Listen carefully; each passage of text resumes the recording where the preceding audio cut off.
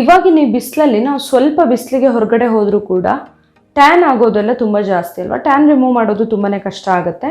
So ಇವಾಗ ಅದಕ್ಕೆ ಒಂದು ಸಿಂಪಲ್ ಟಿಪ್ಸನ್ನು ಹೇಳ್ತಾ ಇದ್ದೀನಿ. ಹಾಯ್ ಫ್ರೆಂಡ್ಸ್, ಇದು ನಿಮ್ಮ ಕನ್ನಡ ಟಿಪ್ಸ್ ಲೋಕ. ನನ್ನ ಈ ಚಾನಲ್ನಲ್ಲಿ ನೀವು ಬೇರೆ ಬೇರೆ ರೀತಿಯ ಟಿಪ್ಸ್ಗಳನ್ನು ನೋಡ್ಬೋದು. Kitchen tips, health tips, cleaning tips, ಹಾಗೆ ಬ್ಯೂಟಿ ಟಿಪ್ಸ್. ಅದೇ ರೀತಿಯಲ್ಲಿ ನಿಮ್ಮ ಹಣ ಮತ್ತು ಸಮಯದ ಉಳಿತಾಯ ಮಾಡೋಕ್ಕೆ ಬೇರೆ ಬೇರೆ ರೀತಿಯ ಟಿಪ್ಸ್ಗಳನ್ನು ನೋಡಬಹುದು. ಈ ಎಲ್ಲ ವಿಡಿಯೋಗಳನ್ನು ನೋಡಬೇಕಂತ ಹೇಳಿದರೆ ನೀವು ಮಿಸ್ ಮಾಡದೆ ನನ್ನ ಚಾನಲ್ನ ಸಬ್ಸ್ಕ್ರೈಬ್ ಮಾಡಿ ಹಾಗೆ ಬೆಲ್ ಐಕಾನ್ ಕ್ಲಿಕ್ ಮಾಡೋದನ್ನು ಮರಿಬೇಡಿ.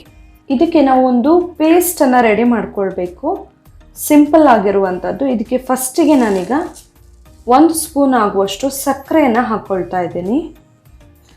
ಸಕ್ಕರೆ ನಮಗೆ ಸ್ಕ್ರಬ್ ಮಾಡೋದಕ್ಕೆ ತುಂಬಾ ಹೆಲ್ಪ್ ಆಗುತ್ತೆ. ಇದಕ್ಕೆ ಈಗ 1 ಸ್ಪೂನ್ ಆಗುವಷ್ಟು ಕೊಬ್ಬರಿ ಎಣ್ಣೆನ ಹಾಕ್ಕೊಳ್ತಾ ಇದ್ದೀನಿ. ಇದೆರಡನ್ನ ಫಸ್ಟಿಗೆ ಚೆನ್ನಾಗಿ ಮಿಕ್ಸ್ ಮಾಡ್ಕೊಳ್ಬೇಕು.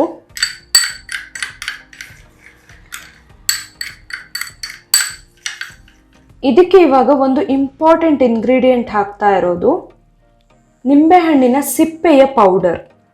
ನಿಂಬೆಹಣ್ಣಿನ ಸಿಪ್ಪೆನ ಒಣಗಿಸಿ ಪೌಡರ್ ಮಾಡೋದಿದು. ಇದರ ಪೌಡರ್ನ 1/2 ಸ್ಪೂನ್ ಆಗುವಷ್ಟು ಹಾಕ್ಕೊಳ್ತಾ ಇದ್ದೀನಿ. ಟ್ಯಾನ್ ರಿಮೂವ್ ಮಾಡೋಕ್ಕೆ ತುಂಬಾ ಹೆಲ್ಪ್ ಆಗುತ್ತೆ ಇದು.